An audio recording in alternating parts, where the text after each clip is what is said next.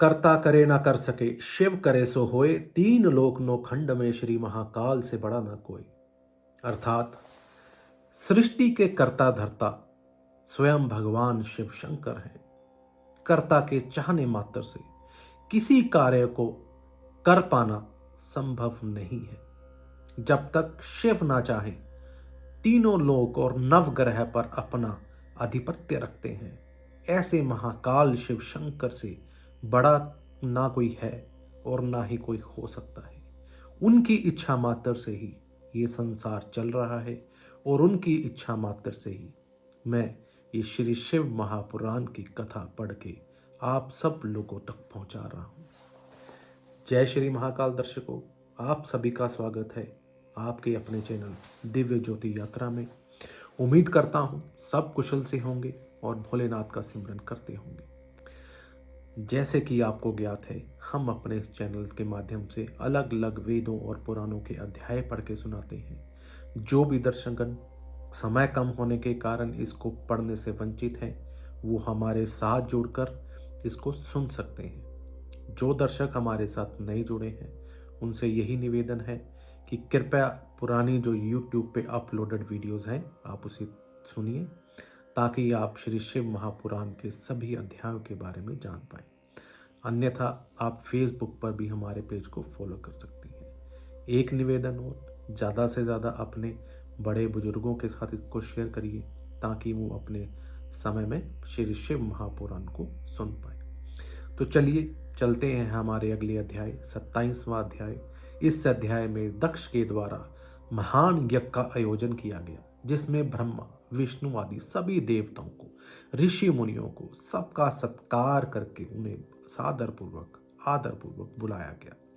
यज्ञ का आरंभ हुआ।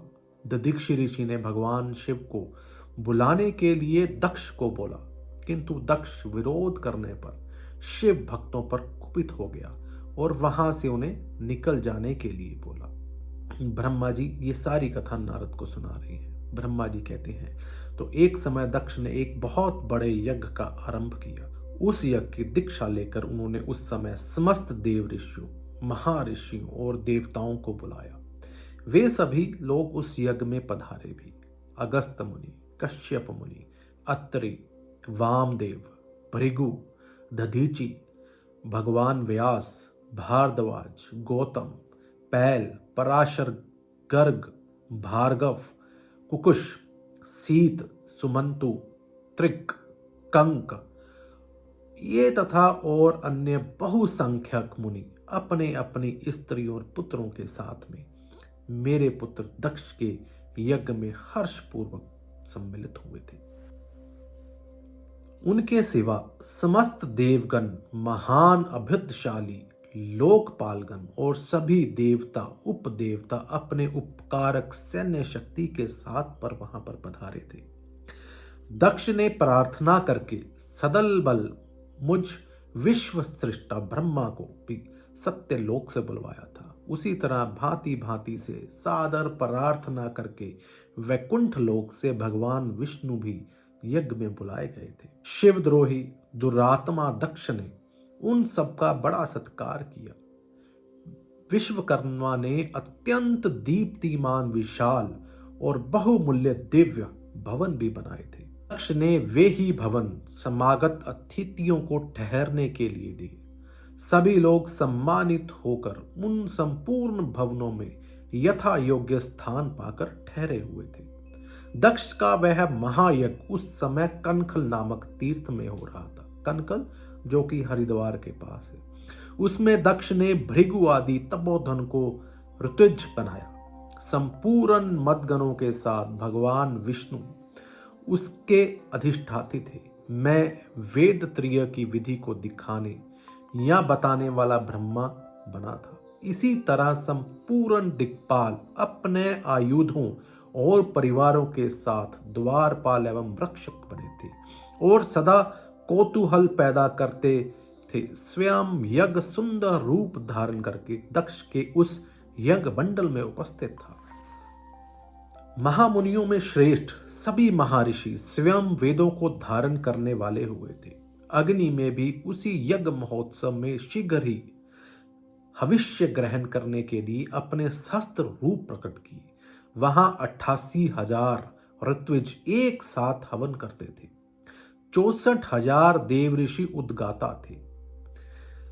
नारद आदि देव ऋषि और सप्तऋषि पृथक पृथक गाथा गान कर रहे थे। दक्ष ने अपने उस महायज्ञ में गंधर्वों, विधाधरों, सिद्धों, 12 आदित्यों, उनके गणों, यज्ञों तथा नागलोक में विचार करने वाले समस्त नागों को बहुत बड़ी संख्या में वरण किया था।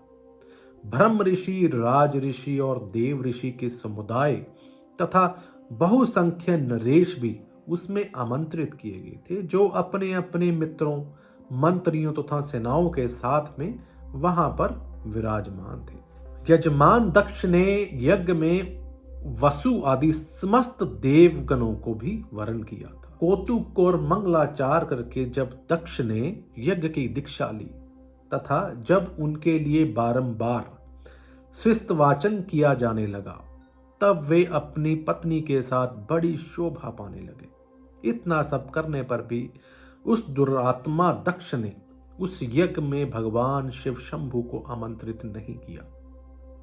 उनकी दृष्टि में कपालधारी होने के कारण वे निश्चय ही यज्ञ में भाग पाने योग्य नहीं थे। सती प्रजापति दक्ष की प्रिय पुत्री थी, तो भी कपाली की पत्नी होने के कारण दोषदर्शी दक्ष ने उन्हें अपने यज्ञ में नहीं बुलाया। इस प्रकार जब दक्ष का वह यज्ञ महोत्सव आरंभ हुआ तथा यज्ञ मंडप में आए हुए सब रीतिवज अपने अपने कार्यों में संलग्न हो गए, उस समय भगवान शंकर को उपस्थित ना देखकर शिव भक्त दधीची का चित्त अत्यंत दुखी हो उठा और वे यह बोले। दधीची ने कहा, मुख्य मुख्य देवताओं तथा महर्षियों, आप लोग प्रशंसा पूर्वक मेरी बात सुनिए। इस यज्ञ महोत्सव में भगवान शंकर नहीं आए हैं। इसकी क्या वजह है, इसका क्या कारण है? यद्यपि ये देवेश्वर बड़े बड़े मुनि और लोकपाल यहाँ पर पधारे हैं तथा उन महात्मन पिनाक पानी शंकर के बिना यह यज्ञ अधिक शोभा नहीं पा रहा। बड़े बड़े विद्वान कहते हैं कि मंगल में भगवान की कृपा दृष्टि से ही समस्त मंगल कार्य संपन्न हो जाते हैं। जिनका ऐसा प्रभाव है वे पुराण पुरुष वृषध्वज परमेश्वर श्री नीलकंठ महादेव यहाँ पर क्यों नहीं दिखाई दे रहे? हे दक्ष, जिनके संपर्क में आने पर अथवा जिनके स्वीकार कर लेने पर ही अमंगल भी मंगल हो जाते हैं और जिन्हें 15 नेत्रों से देखे जाने पर भी बड़े बड़े नगर तत्काल मंगलमय हो जाते हैं, उनका इस यज्ञ में पदार्पण होना अत्यंत आवश्यक है। उनका यहाँ पर आना अत्यंत आवश्यक है। इसलिए तुम्हें स्वयं ही परमेश्वर शिव को यहाँ पर अति शीघ्र से बुलाना चाहिए, अथवा ब्रह्मा, प्रभावशाली भगवान विष्णु, देवराज इंद्र, लोकपालगण, ब्राह्मणों और सिद्धों की सहायता से सर्वथा प्रयत्न करके इस समय यज्ञ की पूर्ति के लिए तुम्हें भगवान भोलेनाथ शंकर को यहाँ पर बुलाना चाहिए। आप लोग इस स्थान पर जाएं जहां भगवान महेश्वर विराजमान है। वहां से दक्ष नंदिनी सती के साथ भगवान शंभु को तुरंत यहां पर लेकर आए। देवेश्वरों, जगदम्बा सहित वे परमात्मा शिव यदि यहां पर आ गए तो उनसे सब कुछ पवित्र हो जाएगा और उनके स्मरण से, उनके नाम लेने से सारा कार्य पुण्य में बन जाता है। अतः पूर्ण प्रयत्न करके भगवान वृषध्वज को यहाँ पर लेकर आना चाहिए। भगवान शंकर के यहाँ पदार्पण करते ही यह यज्ञ पवित्र हो जाएगा, अन्यथा यह कदापि पूरा नहीं हो सकता। यह मैं सत्य कह रहा हूँ। दधीची का यह वचन सुनकर दुष्ट बुद्धि वाले मूढ़ दक्ष ने हंसते हुए से रोषपूर्वक कहा, भगवान विष्णु संपूर्ण देवताओं के मूल हैं, जिनमें सनातन धर्म खुद प्रतिष्ठित है। जब इनको मैंने सादर पूर्वक बुला लिया है तथा अब इस यज्ञ कर्म में किस प्रकार की कमी हो सकती है? भगवान विष्णु में वेद, यज्ञ और नाना प्रकार के समस्त कर्म प्रतिष्ठित हैं। वे भगवान विष्णु तो यहाँ आ ही गए हैं, इनके सिवा सत्यलोक से लोक पितामह ब्रह्मा वेदों, उपनिषेदों और विविध आगमों के साथ पर यहाँ पधारे हैं। देवगणों के साथ स्वयं देवराज इंद्र का भी यहाँ पर शुभ आगमन हुआ है तथा आप जैसे निष्पाप महर्षि भी यहाँ पर आ गए हैं, जो महर्षि यज्ञ में सम्मिलित होने के योग्य, शांत और सुपात्र हैं, वेद और वेदार्थ के तत्व को जानने वाले हैं और दृढ़ता पूर्वक व्रत का पालन करते हैं।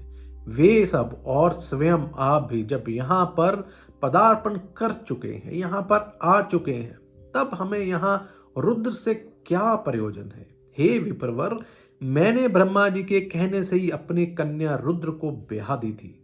वैसे मैं जानता हूं हर कुलीन नहीं है, उनके ना माता है ना पिता है, वे भूतों, प्रेतों और पिशाचों के स्वामी हैं, अकेले रहते हैं, उनका अतिक्रमण करना दूसरों के लिए अत्यंत कठिन है। वे आत्म प्रशंसक, मूढ़, जड़, मौनी और ईर्ष्यालु हैं। इस यज्ञ में बुलाए जाने के बिल्कुल भी योग्य नहीं है, इसलिए मैंने उनको यहाँ पर नहीं बुलाया। अतः दधीची जी, आपको फिर कभी ऐसी बात कदापि नहीं करनी चाहिए। मेरी प्रार्थना है कि आप सब लोग मिलकर मेरे इस महान यज्ञ को सफल बनावें। दक्ष की यह बात सुनकर दधीची ने समस्त देवताओं और मुनियों को सुनाते ही यह बात कही। दधीची बोले, दक्ष, उस भगवान शिव के बिना यह महान यज्ञ अयज्ञ हो गया है। अब यह यज्ञ कहलाने के योग्य ही नहीं रहा। विशेषता इस यज्ञ में तुम्हारा विनाश हो जाएगा। ऐसा कहकर दधीची दक्ष की यज्ञशाला से अकेले ही निकल पड़े और तुरंत अपने आश्रम को चल दिए। तदोपरांत जो मुख्य शिव भक्त भी उनके साथ, शिव के मत का अनुसरण करने वाले थे, वो भी उनके साथ चले गए। वे भी दक्ष को वैसा ही शाप देकर चले। मुनिवर दधीची तथा दूसरे ऋषियों को उस यज्ञ से निकल जाने पर उस दुष्ट बुद्धि शिवद्रोही दक्ष ने उन मुनियों का उपहास करते हुए कहा।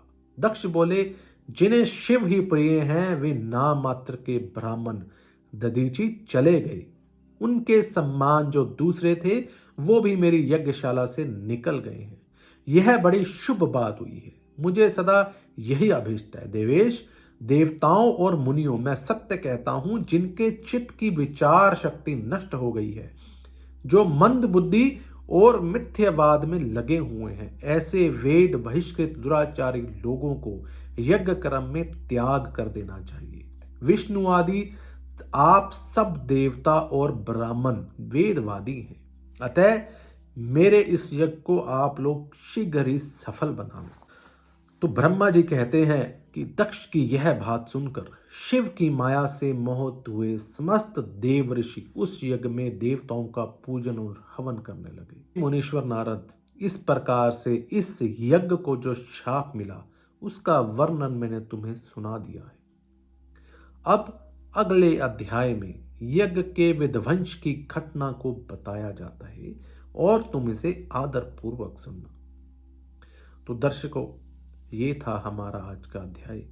उम्मीद करता हूँ इसको पढ़ के सुनाने में मेरे से कुछ गलती नहीं हुई होगी। फिर भी अगर मेरे से कुछ गलती हो गई हो उसके लिए मैं क्षमा प्रार्थी हूँ।